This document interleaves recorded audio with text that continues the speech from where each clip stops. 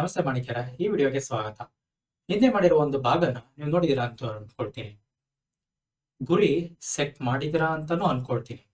ತುಂಬಾ ಟೈಮ್ ಬೇಕಾಗಿಲ್ಲ ಗುರಿನ ಸೆಟ್ ಮಾಡೋದಕ್ಕೆ.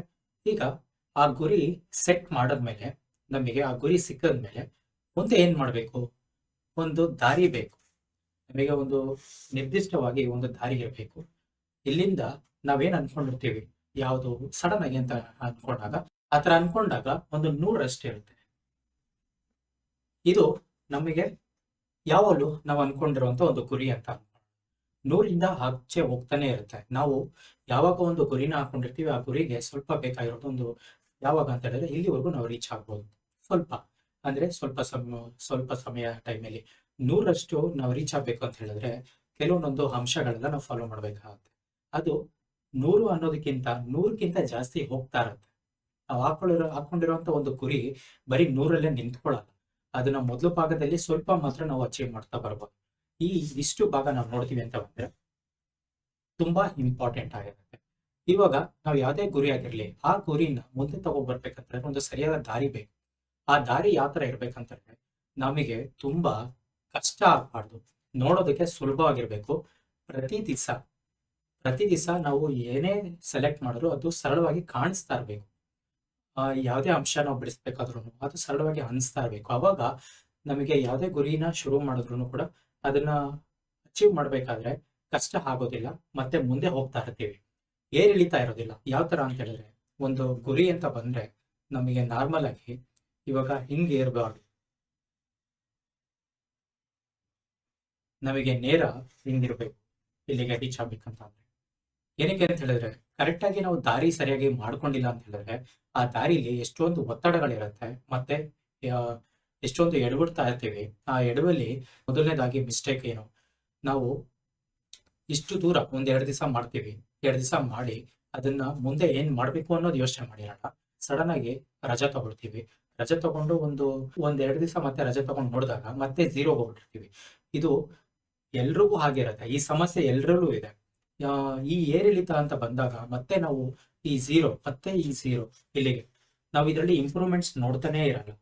ಈ ಕಡೆ ಸ್ಕೆಚ್ ಮಾಡ್ತೀವಿ, ಈ ಕಡೆ ಮತ್ತೆ ಇನ್ನೊಂದು ಏನ್ ಮಾಡ್ತೀವಿ ಅಂತ ಹೇಳಿದ್ರೆ ಒಂದು ಅನಾಟಮಿ ಪ್ರಾಕ್ಟೀಸ್ ಮಾಡ್ತೀವಿ.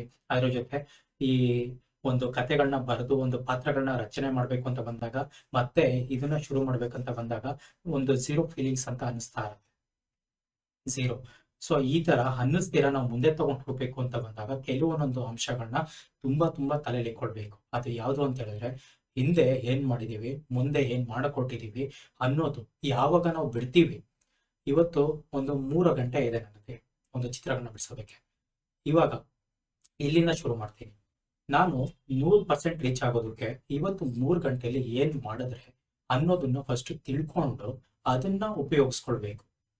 ಇದನ್ನ ಯೂಸ್ ಮಾಡದಿರನೆ ನಾವು ಯಾವಾಗ ಅದನ್ನ ಬಳಕೆ ಮಾಡ್ಕೊಳ್ತಾ ಹೋಗ್ತೀವಿ, ಆವಾಗ ನಮಗೆ ಕಷ್ಟ ಅನ್ಸಿರುತ್ತೆ. ಇಲ್ಲ ಅಂತ ಹೇಳಿದ್ರೆ ಆ ಟೈಮ್ ನಾವು ವ್ಯರ್ಥ ಮಾಡ್ಬಿಟ್ಟಿರ್ತೀವಿ. ಏನೋ ಕಲಿಯಕ್ ಹೋಗಿ ಏನೋ ಮಾಡ್ಬಿಟ್ಟಿರ್ತೀವಿ. ಏನಕ್ಕಂದ್ರೆ ಈ ತರ ಅನ್ಕೊಳ್ಳಿ, ನಮಗೆ ಇದನ್ನ 100% ರೀಚ್ ಮಾಡ್ಬೇಕಾದ್ರೆ ಕರೆಕ್ಟ್ 3 ತಿಂಗಳು ಹಾಕೊಂಡಿರ್ತೀವಿ. ಇದು ಮ್ಯಾಕ್ಸಿಮಮ್ ನಾವು ಟೈಮ್ ಕೊಡ್ಬೇಕಾಗಿರೋದು. ಟೈಮ್ ಅನ್ನೋದು ತುಂಬಾ ಇಂಪಾರ್ಟೆಂಟ್. ಆ ಟೈಮ್ನ ನಾವು ಯಾವ ತರ ಬಳಕೆ ಮಾಡ್ಕೊಳ್ತೀವಿ ಅನ್ನೋದು ತುಂಬಾ ಇಂಪಾರ್ಟೆಂಟ್ ಆಗಿರುತ್ತೆ. ಅದಕ್ಕೆ ನಾನು ಇದನ್ನ ಹೇಳ್ತಾ ಇರೋದು. ಅದೇ ಒಂದು ಭಾಗ ನಾವಿಲ್ಲಿ ಕೊಟ್ಟಾಗ ಒಂದು ಚಿಕ್ಕ ಅಂಶ, ನಾವು ಅದನ್ನ ಏನಂತ ಹೇಳಿದ್ರೆ ಇವತ್ತು ಏನ್ ಮಾಡ್ಬೇಕು ಅನ್ನೋದನ್ನ ಮೊದಲೇ ತಿಳ್ಕೊಂಡು ನಾವು ಮಾಡಿದಾಗ ಒಂದು ಎಲ್ಲಿ ಬಿಟ್ಟಿದೀವಿ ಅಲ್ಲಿಂದನೂ ಶುರು ಮಾಡ್ಬೋದು. ಮುಂದೆ ಏನ್ ಮಾಡ್ಬೇಕು ಅನ್ಕೊಂಡಿದೀವಿ ಅದನ್ನು ಕೂಡ ತಗೋಬಹುದು. ಪ್ರತಿಯೊಬ್ಬರಿಗೂ ಪ್ರಾಬ್ಲಮ್ಸ್ ಇದ್ದೇ ಇರುತ್ತೆ. ನಾರ್ಮಲ್ ಆಗಿ ಇವಾಗ ಹೊಸದಾಗಿ ಕಲಿಬೇಕಂತ ಹೇಳಿದ್ರೆ ಸ್ಟ್ರೆಸ್ ಇರುತ್ತೆ, ಅರ್ಥ ಆಗೋದಿಲ್ಲ.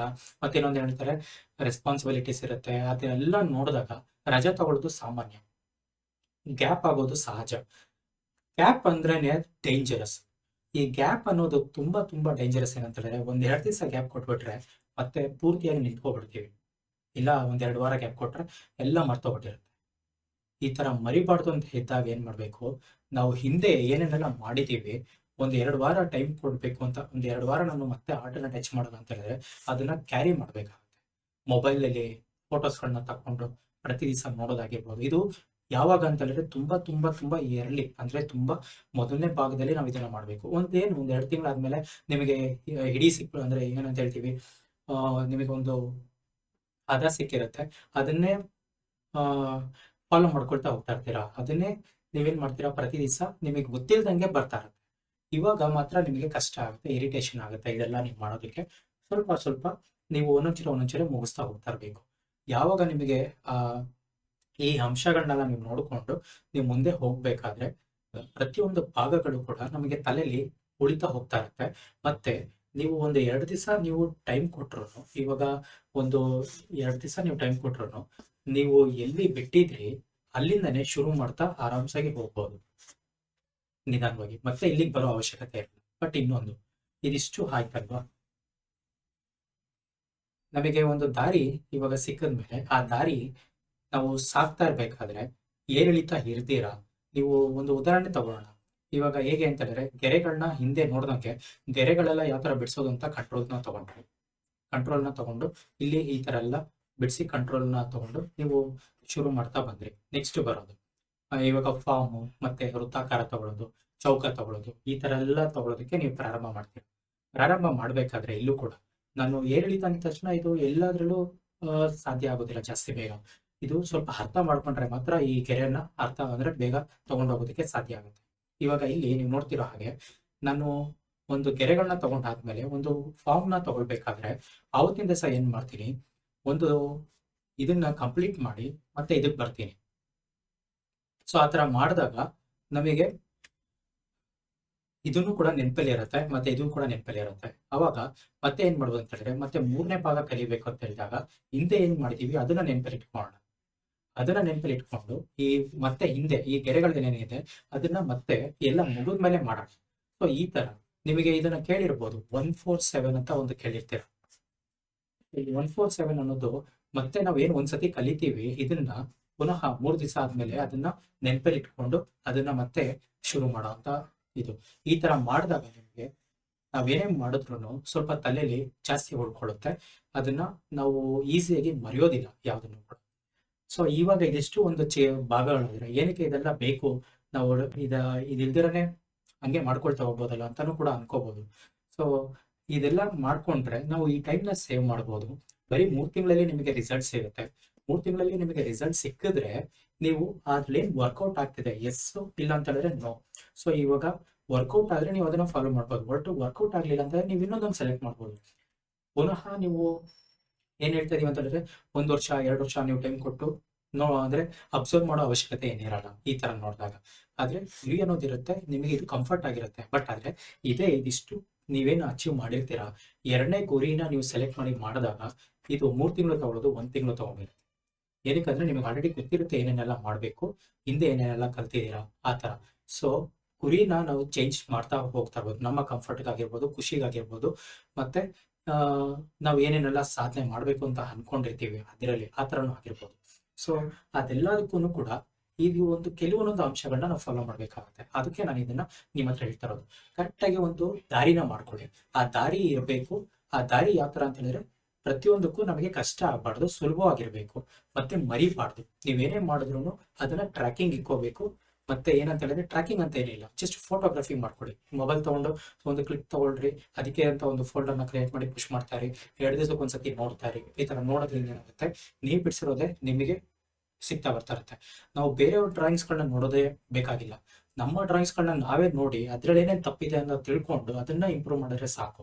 ಸೊ ಇದನ್ನ ನಾವು ಏನು ಪ್ರತಿ ದಿವಸ ಪ್ರಾಕ್ಟೀಸ್ ಮಾಡಿ ಬಂದಾಗ ನಿಮಗೆ ದಾರಿ ಸುಲಭವಾಗಿರುತ್ತೆ. ನೀವು ಯಾವುದೇ ಗುರಿನ ಇಟ್ಕೊಂಡ್ರು ಕೂಡ ನೀವು ಸುಲಭವಾಗಿ ತಗೊಂಡು ಮುಂದೆ ಹೋಗ್ತಾ ಇರ್ಬೋದು. ಇವತ್ತಿಗೆ ನಾನು ಈ ವಿಡಿಯೋನ ಇಲ್ಲಿಗೆ ಎಂಡ್ ಮಾಡ್ತೀನಿ. ನಿಮಗೆ ಒಂದು ದಾರಿನ ಸೆಟ್ ಮಾಡಿ ಮುಂದೆ ಅದನ್ನೆಲ್ಲ ಏನೇನ್ ಮಾಡ್ಬೋದು ಅನ್ನೋದು ನೋಡಿ. ನಿಮಗೇನೇ ಕನ್ಫ್ಯೂಷನ್ ಇದ್ರು ಕೂಡ ಅದನ್ನ ನನ್ನ ಹತ್ರ ಹಂಚ್ಕೊಳ್ಳಿ. ಸೊ ಇದೇ ತರನೇ ನೀವು ಕೂಡ ಒಂದು ದಾರಿನ, ನೀವು ಏನ್ ಗುರಿ ಹಾಕೊಂಡಿದ್ದೀರಾ ಅದಕ್ಕೆ ಒಂದು ದಾರಿನ ರೆಡಿ ಮಾಡ್ಕೊಳ್ಳಿ. ಆ ದಾರಿನ ರೆಡಿ ಮಾಡ್ಕೊಂಡ್ರೆ ನಿಮ್ಗೆ ಸುಲಭವಾಗಿರುತ್ತೆ. ಎಲ್ಲಾನು ಒಂದೊಂದಾಗಿ ಕಾಣಿಸ್ತಾ ಬರ್ತಾ ಇರುತ್ತೆ. ಇದಕ್ಕೆ ಹೋಗದೆ ಇರುವಂಗೆ ನೋಡ್ಕೊಳ್ಬೇಕು. ಇದು ತುಂಬಾ ಸಹಜ. ಕೆಲಸದಲ್ಲಾಗಿರ್ಬೋದು, ನಮ್ಮ ದಿನನಿತ್ಯ ಆಗಿರ್ಬೋದು, ಇದು ಏರಿಳಿತ ನೋಡ್ತಾನೆ ಇರ್ತಾ ಇರ್ತೀವಿ. ಏರಿಳಿತ ಇಲ್ದಿರ ಮೇಲೆ ಹೋಗ್ತಾ ಇರೋದನ್ನ ನೋಡ್ಬೇಕು. ಆರ್ಟ್ಗೆ ಅಂತ ಒಂದು ಗ್ರೂಪ್ ನ ರೆಡಿ ಮಾಡಿದೀನಿ, ಪಬ್ಲಿಕ್ ಗ್ರೂಪ್ ಅಂತ. ನೀವು ಅಲ್ಲಿ ಕೂಡ ಜಾಯ್ನ್ ಆಗ್ಬೋದು. ಜಾಯ್ನ್ ಆಗಿ ನಿಮ್ಮ ಚಿತ್ರ ಏನ್ ಬಿಡಿಸಿರ್ತೀರಾ ಅದನ್ನು ಕೂಡ ನೀವು ಹಂಚ್ಕೊಳ್ಳಿ. ಅದರಲ್ಲಿ ವೀಕ್ಲಿ ಚಾಲೆಂಜಸ್ ಕೂಡ ಇರುತ್ತೆ. ಮತ್ತೆ ಇದನ್ನೆಲ್ಲ ನಾನು ಯೂಟ್ಯೂಬ್ ಅಲ್ಲಿ ರಿವ್ಯೂ ಮಾಡ್ತಾ ಬರ್ತಾ ಇರ್ತೀನಿ. ಗ್ರೂಪ್ಗೆ ಜಾಯ್ನ್ ಆಗೋದನ್ನ ಮರಿಬೇಡಿ. ಇವತ್ತಿಗೆ ಇದಿಷ್ಟು ನಾನು ಮುಗಿಸ್ತೀನಿ. ಮತ್ತೆ ಇನ್ನೊಂದು ಭಾಗದಲ್ಲಿ ಭೇಟಿ ಆಗೋಣ.